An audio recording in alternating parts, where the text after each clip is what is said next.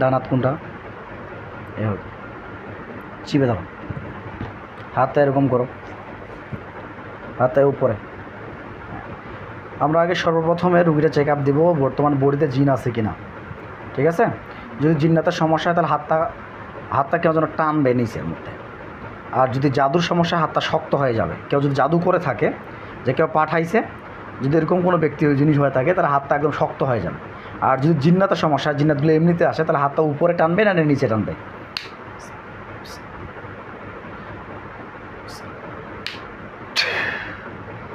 এই রুগীর উপরে যদি জিন্নাতের সমস্যা থাকলে হাতটা তাহলে উপরে টানো মোয়াক্কেলগণ, বা নিচে টানো।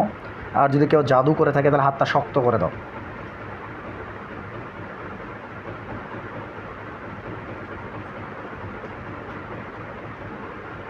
কি অনুভূতি হচ্ছে?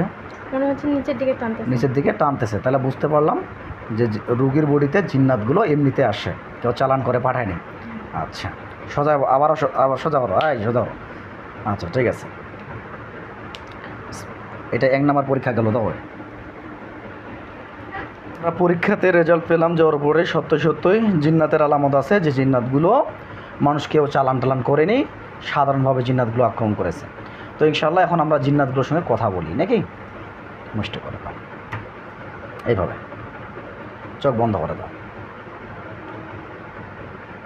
সুমান আরাক্তার উপরে যত রকমের জিন্নাতের আসর বেলাঙ্গজি কুফরিকাল মেরাসর আছে, তোমার পৃথিবী যেই প্রান্তে থাকো না কেন, আকাশে বাতাসে পাহাড়ে পর্বতে কবরস্থানে শ্মশানে যেইখানে থাকো, দ্রুত করে তোমরা রুগীর বডিতে হাজির হও। আমি তোমাদের সঙ্গে কথা বলতে চাই।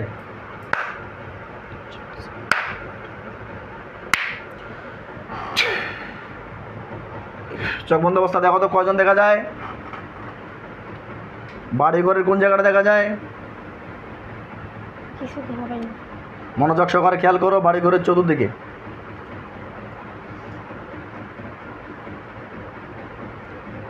বাবার বাড়ি, শ্বশুর বাড়ি,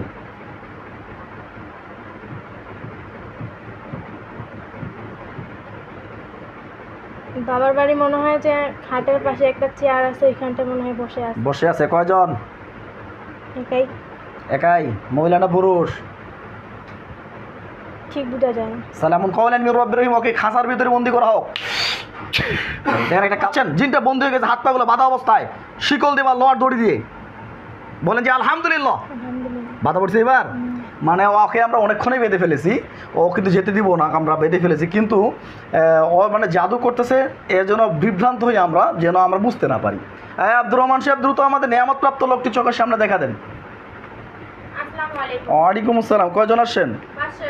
আচ্ছা, রুগীর নাম মোসাম্মদ সুমনা আক্তার, পিতা মখলিসুর রহমান, মাতা আমিনা বেগম, গ্রাম গোবিন্দপুর, পোস্ট বটেরহাট, থানা সদর, জেলা দিনাজপুর।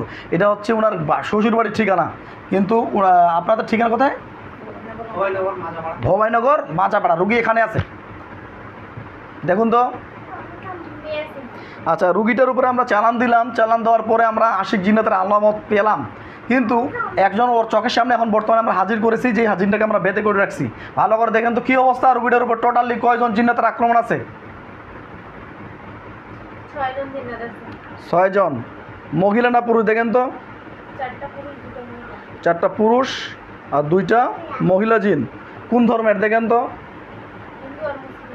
হিন্দু আর মুসলিম।